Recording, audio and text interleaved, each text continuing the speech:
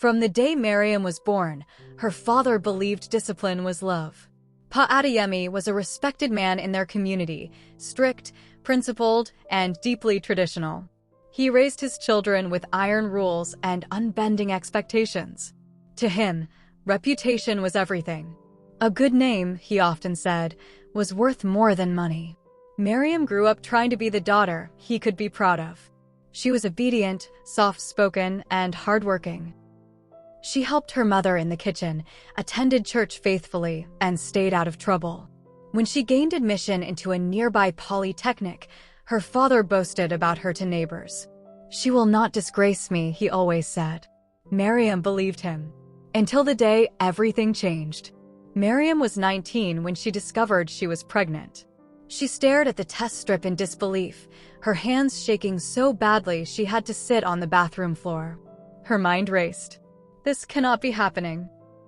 The father of the child, Kunal, was someone she loved, someone who had promised marriage. When she told him, his voice changed.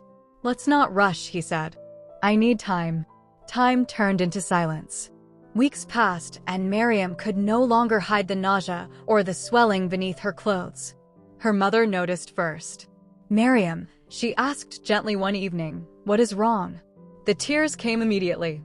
Her mother wept with her but grew fearful. "Your father will not take this lightly," she whispered. "You know him." Still, the truth had to be told. Pa Adeyemi listened in silence as Mariam confessed. The room felt heavy, like the air itself had frozen. When she finished speaking, her father stood up slowly. "Pregnant," he repeated. "Under my roof."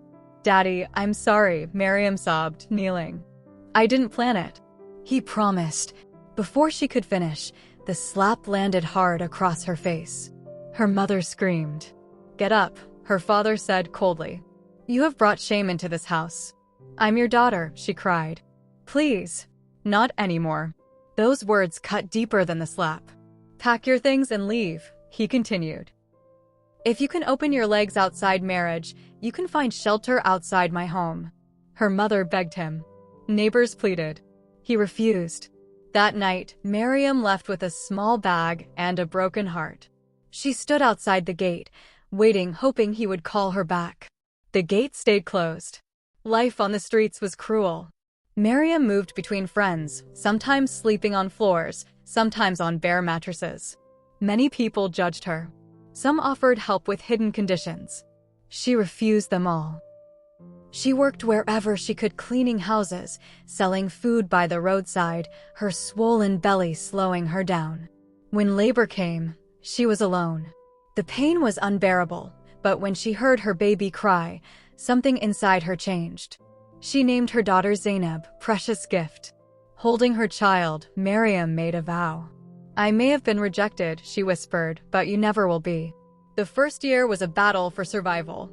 Mariam skipped meals so Zainab could eat. She carried her everywhere. On buses, to work, to interviews. Some days, she cried herself to sleep. But she didn't stop trying. She learned tailoring from a neighbor. Borrowed a small sewing machine. Took online lessons at night after putting Zainab to bed.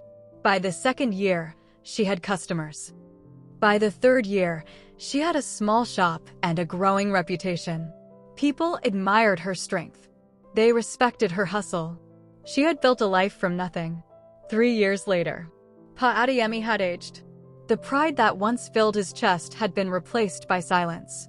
He avoided neighbors who whispered about Mariam's success. Regret visited him late at night when the house was too quiet. One afternoon, a woman walked into his compound with a little girl holding her hand. He recognized her instantly. "Mariam," he whispered. She looked different, stronger, confident, healed. "Daddy," she said calmly. The little girl looked up. "Is this my grandpa?" Pa Adeyemi's knees weakened. Tears fell freely as he knelt. "I was wrong," he said, his voice breaking. "I punished you instead of guiding you." Mariam watched him quietly. She remembered the hunger, the loneliness, the closed gate.